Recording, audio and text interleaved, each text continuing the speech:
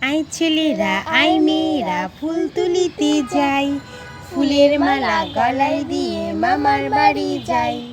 ঝড়ের দিনে মামার দেশে আম কুড়াতে সুখ, পাকা জামে মধুর রসে রঙিন করি মুখ।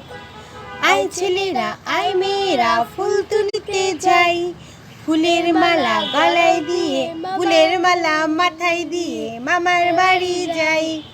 ঝড়ের দিনে মামার দেশে আম কুড়াতে সুখ, পাকা জামে মধুর রসে রঙিন করি মুখ। হা হা হা।